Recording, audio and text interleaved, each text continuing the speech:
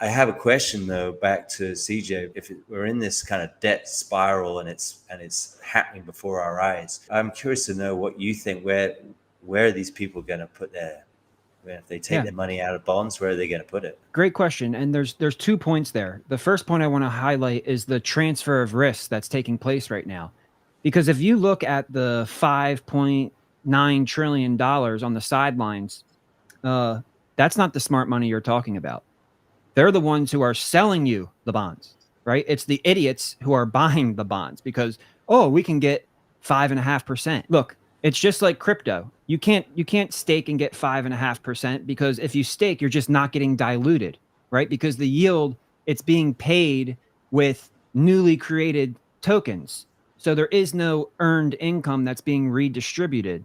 The same thing with the dollar. And these guys understand that. If you look at who's been buying the bonds, insurance companies, mutual funds, pension funds, guess that's the people. All the big smart money, they're exiting the market. They're the sellers. So the risk is being transferred from the smart people to the, I don't want to call them dumb because they're really just being taken advantage of. A lot of them don't, you get a contribution from your 401k and they match you. So you don't want to do a self-directed 401k because you'll lose your match. There's all these different corrupt incentives within the system.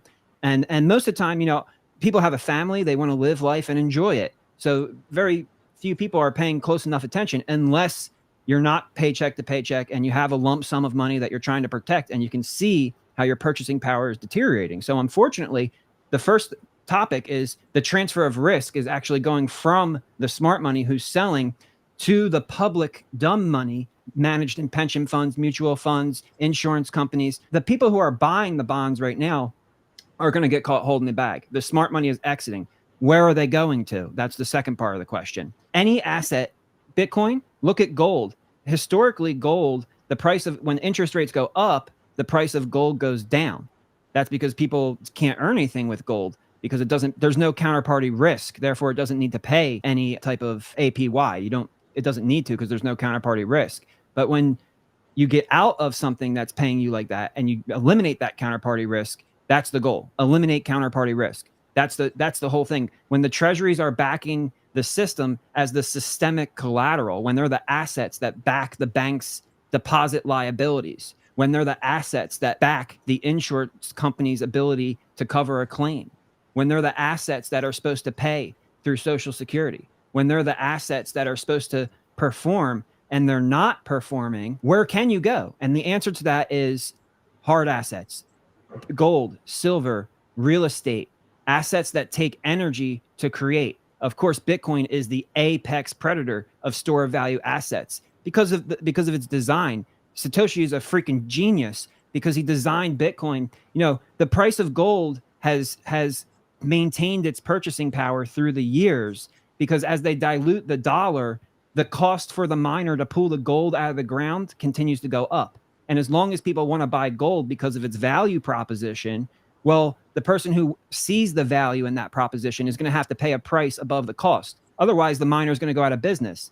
See, the business 101 is I can't sell something for less than it costs me to produce. So that's how gold stores its value. It's a natural law of economics and business where the cost forms a baseline. And if you believe in the value proposition of that product, then you'll pay above the cost. Well, Bitcoin, we see the hash rate going parabolic. Well, something happens when the hash rate goes up. When the hash rate goes up and blocks are mined at a faster than a 10-minute pace, every 2016 blocks, the difficulty adjustment kicks in.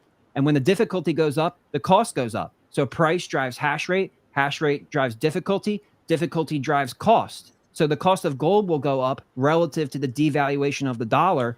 The cost of Bitcoin will go up not only relative to the devaluation of the dollar, but also relative to the increased cost to generating and earning that Bitcoin. It is the apex predator of how to store value. So they might not be getting in it now, and they might be waiting for some time.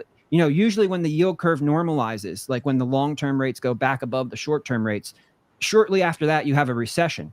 So a lot of these guys, they might be holding off. I think the last semblance of control, the reason the yield curve hasn't normalized yet is because at some point in time, there's going to be this liquidity crisis, right? At some point in time, there's going to be this March 2020 moment where for a short period of time, you're going to be able to get discount prices. And I think some of the smarter money, some of the higher net worth individuals are trying to time the market and trying to figure out when to deploy that cash to get the most real world assets they can get for that fake currency. So we're in the middle of it right now. There's no one answer. Oh, this is where they went, because we're in the process of that transfer of risk, and we're in the process of that transfer of wealth from something that's backed by nothing to real world assets and commodities that are backed by tangible value and cost structure.